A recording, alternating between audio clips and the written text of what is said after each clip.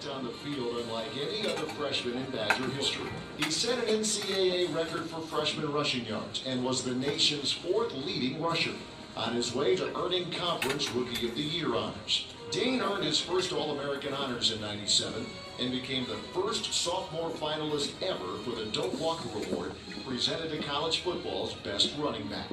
That year, he became the 5th Badger to reach the 3,000-yard plateau, needing only 17 career games to get there. He finished the year as the nation's 5th leading rusher. Dayne set another milestone early in his junior year, becoming Wisconsin's all-time leading rusher. Dayne earned All-American honors and was a finalist for the Don't Walker Award as the Badgers won the Big Ten championship.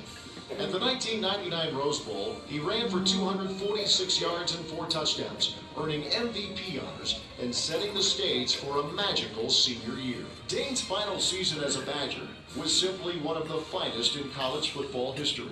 His career-long march to the NCAA rushing record culminated with one of the greatest days in Camp Randall history.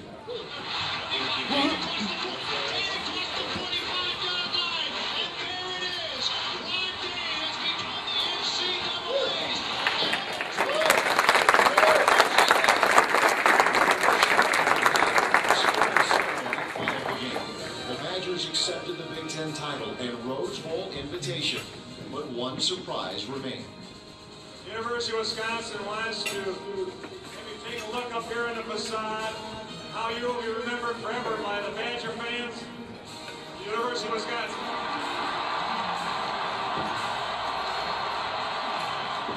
That season, Dayne cemented his status as one of college football's all-time greats.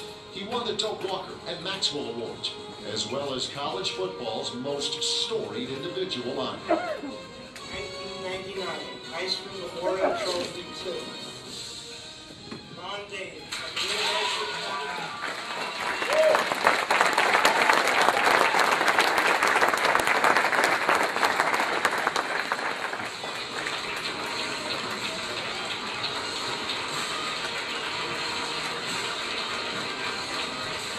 Dayne finished his career on a winning note, earning MVP honors in the Badgers' win against Stanford in the 2000 Rose Bowl. It was a career unmatched in UW history, and one that defined Badger football during his time in Madison. Ladies and gentlemen, one of Wisconsin's all-time greats, Ron Dayne.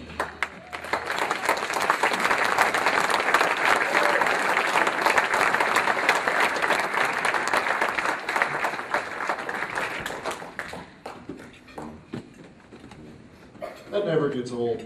I've seen that video probably 300 times. That was great. When you get to hear the public address announcer say, Ron Dayne, it never, ever gets old.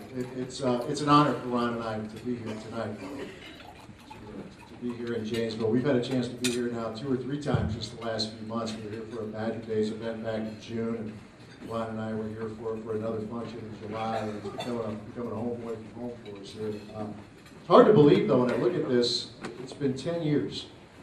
10 years since, Ron, you won the Heisman. Does it seem like 10 years? Yeah, it definitely does. My daughter's 11 now, so she'll be 12 in November, so she lets me know. So, Dad, you're getting old.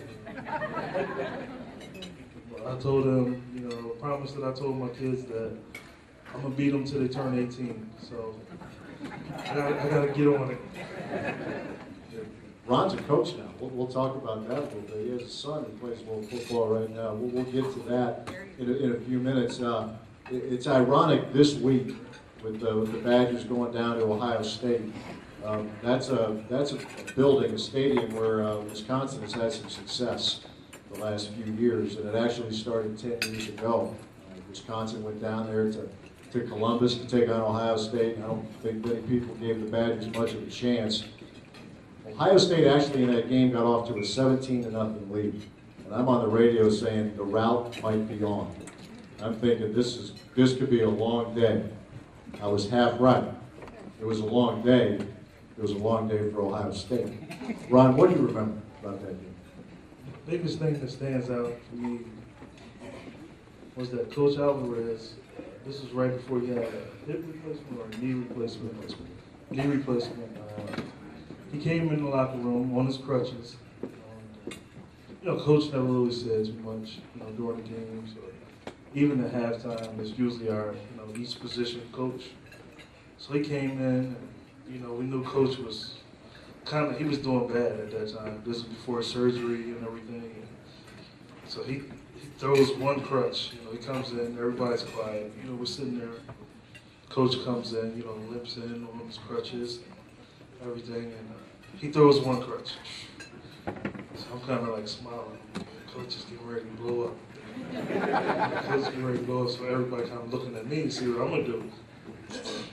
So after that, Coach is like, he doesn't say nothing. He stands there, and it's a trash can standing there, and he has one more crutch. I'm like, Coach, if he throws this crutch, he's gonna fall.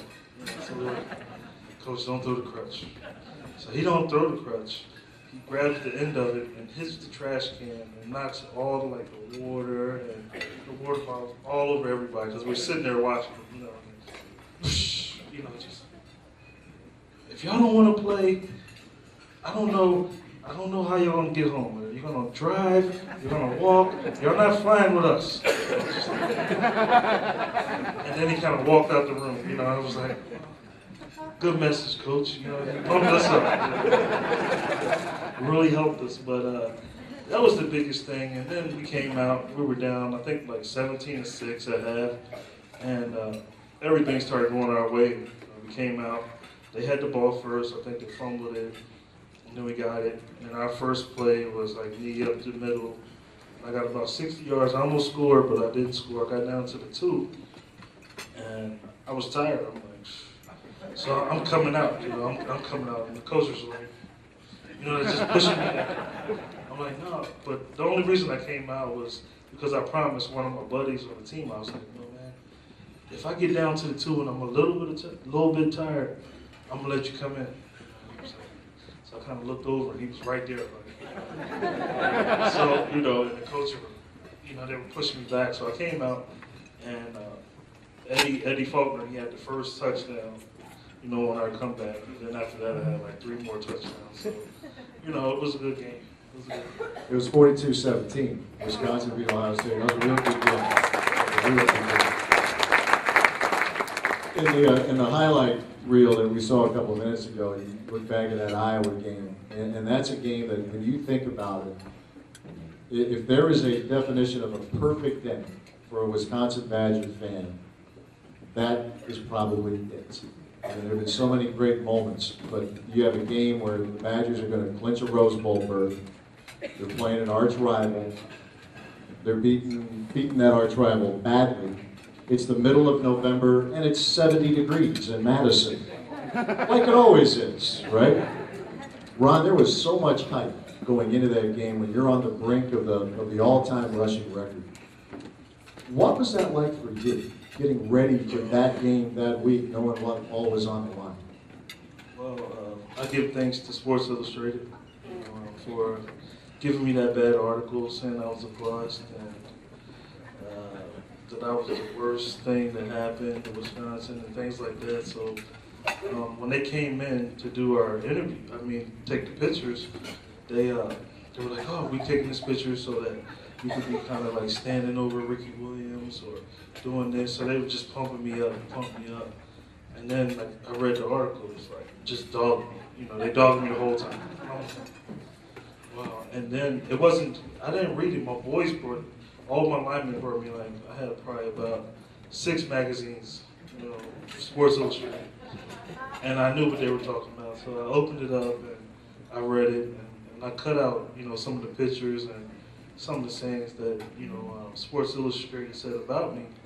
And, that was a big motivation for me throughout the year, because it came out pretty early, probably about our 5th or 6th game that year because we had lost to Cincinnati. And then, right after we lost to Cincinnati, that's when they brought out that article.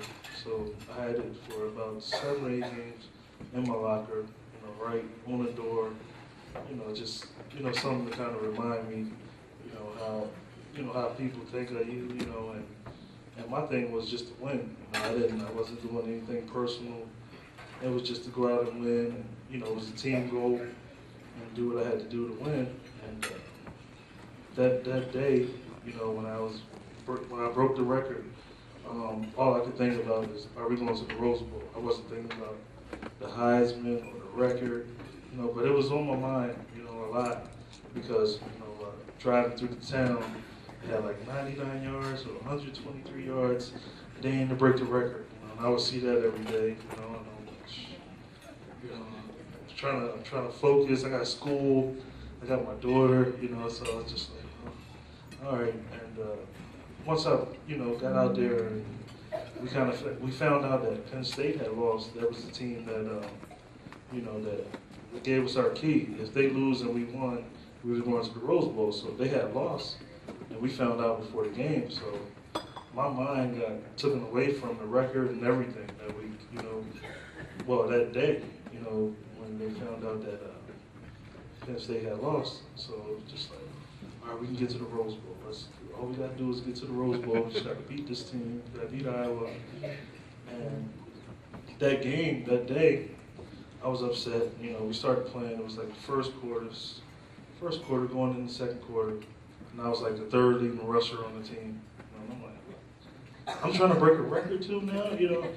And our leading rusher was our quarterback, Brooks Ballinger. You know, he was like, he had like 80-something yards, you know, and I'm like, I only had like 10 or 15, you know. I'm looking at the huddle, you know, every time we go to the huddle, I'm just staring at him. So are you going to hand it to me or are you going to run this time? So, you know, me and him kind of had eye to eye every time. I'm just looking at, oh, coach called the pass, oh, well, Brooks get ready to run, you know, so. You know, I was down for a while, so I had a couple good runs, you know, in the second quarter, and kind of got me back into the game, because I'm like, man, Brooks is going to break the record, you know. So, you know, that was a big thing.